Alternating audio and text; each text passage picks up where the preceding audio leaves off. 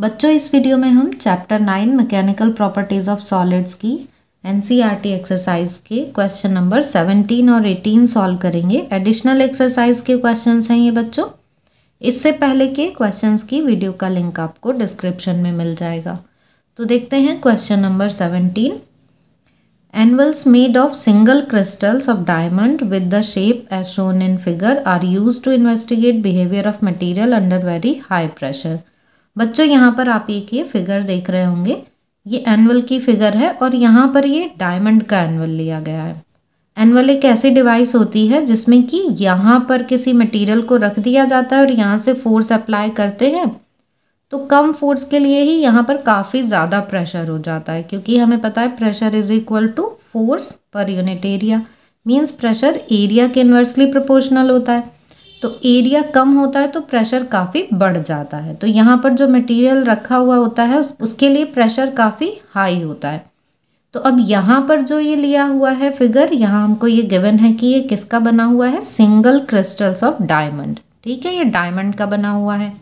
Diamond hardest substance होता है, तो यहाँ पर हम किसी भी मटेरियल को रख सकते हैं और उस मटेरियल को रख के यहाँ से फोर्स अप्लाई करते हैं तो यहाँ पर काफ़ी हाई प्रेशर हो जाता है। ठीक है, अब इस वेरी हाई प्रेशर के लिए जो बिहेवियर में चेंज आएगा किसी मटेरियल के, उसको स्टडी किया जा सकता है।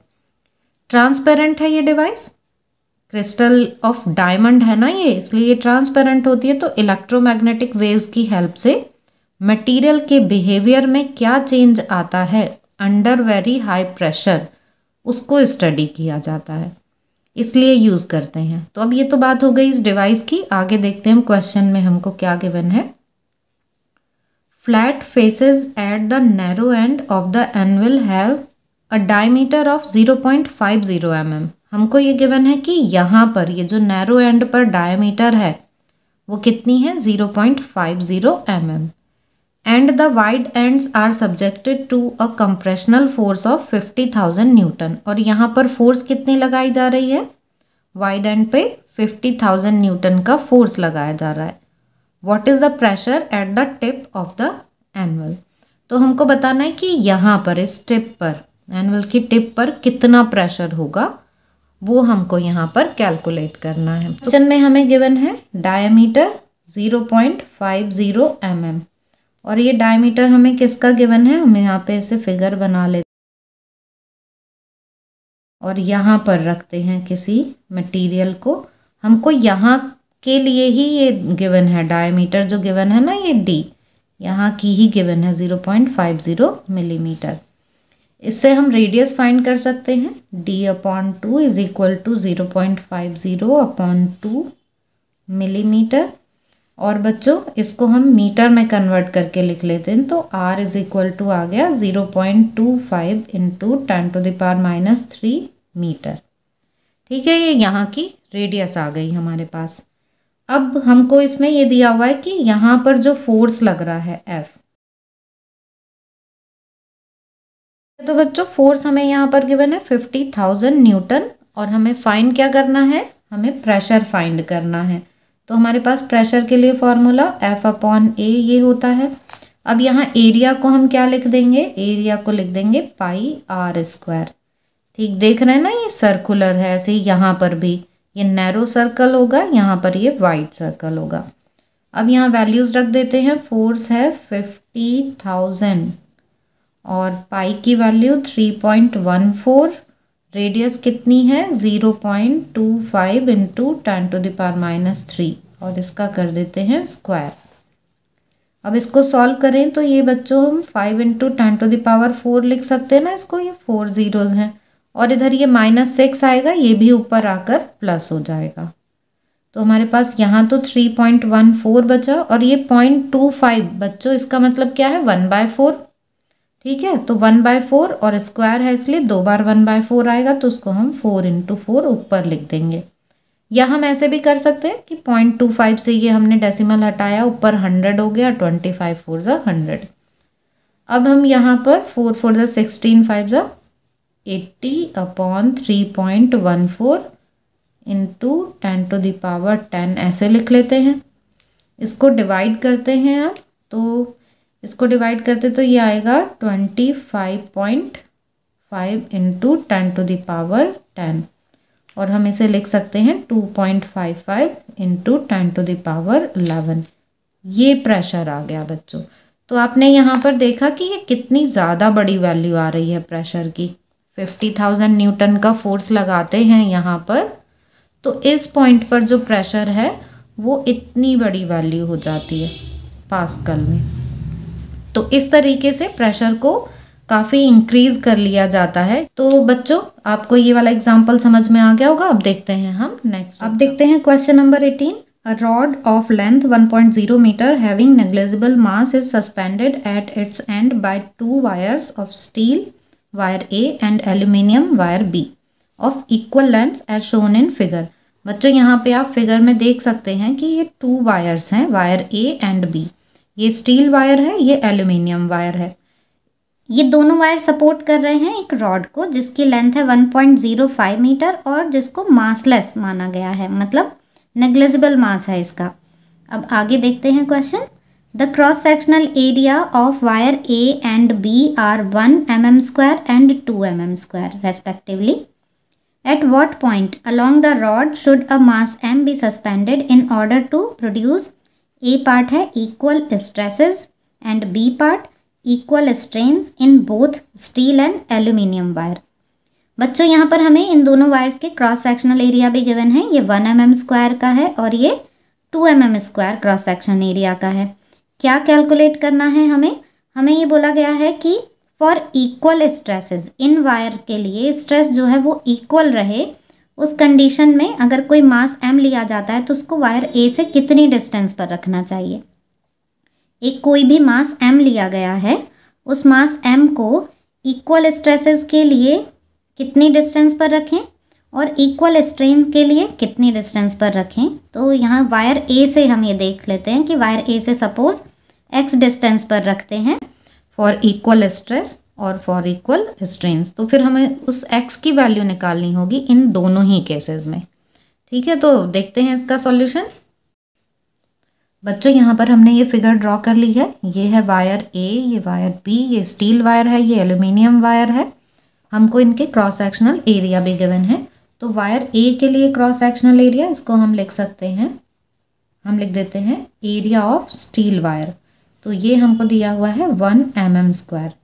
एरिया ऑफ एल्यूमिनियम वायर ये हमको दिया हुआ है 2 mm²। ठीक है, इनके हमने एरियाज लिख लिए हैं। लेंथ इनकी हमको बोला है कि दोनों की लेंथ सेम है।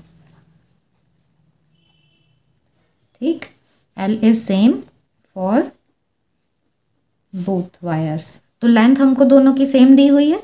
अब हमको इसमें क्या बताना है, ए पार्ट में हमें बताना है कि अगर स्ट्रेस की वैल्यू सेम है तो ये जो मास m है वो कितनी डिस्टेंस पर होगा, ए से कितनी डिस्टेंस पर होगा। Means for same stress. Stress कौन सा बच्चों, यहाँ पर ये जो रॉड है ये तो मासलेस ली हुई है, लेकिन इस पर ये इस तरीके से कोई यहाँ पर वेट सस्पेंडेड है, तो इसकी वजह से ये नीचे फोर्स लगाएगा और यहाँ पर इनमें ऊपर की तरफ एक टेंशन होगी।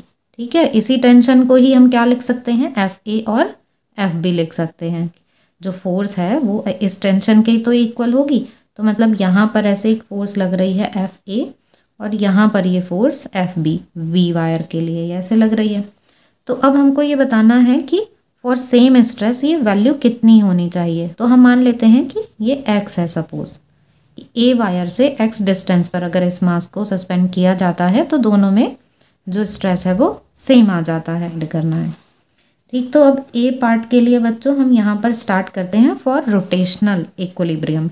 रोटेशनल इक्विलिब्रियम क्यों ले रहे हैं, क्योंकि यहाँ पर ये वेट है और यहाँ एक टॉर्क बनेगा। फिर इस रॉड पर ये एक वेट सस्पेंडेड है, इसलिए यहाँ इस वायर के लिए ये डायरेक्शन होगी, है ना, टॉर्क की, और इस वायर के लिए ये डायरेक्शन होगी टॉर्क की। हमने ये पढ़ा है ना, system of particle and rotational motion, इस चैप्टर 7 में ये पढ़ा है ना। तो यहाँ पर ये टॉर्क, यहाँ पे ये टॉर्क। तो अब ये इक्विलिब्रियम में है तो हम इसमें ये ले लेंगे कि फॉर रोटेशनल इक्विलिब्रियम। उससे हमारे पास क्या आएगा, इन दोनों का रेशो आ जाएगा। रोटेशनल इक्विलिब्रियम के लिए क्या होगा बच्चों, ये FA into x is equal to F B into ये वाली डिस्टेंस, ये कितनी होगी डिस्टेंस 1.05 माइनस एक्स, ठीक है ना, force into distance, force into distance. तो यहाँ से हमारे पास आ गया F A upon F B is equal to 1.05 minus x upon x. अब हम यहाँ पर इक्वल स्ट्रेस की कंडीशन देखते हैं। For equal stress, stress equal होने का मतलब क्या है, एफ अपॉन ए की वैल्यू कांस्टेंट होनी चाहिए, सेम होनी चाहिए, एफ अपॉन ए की वैल्यू कांस्टेंट रहनी चाहिए। तो मतलब F A upon A is equal to F B upon A B.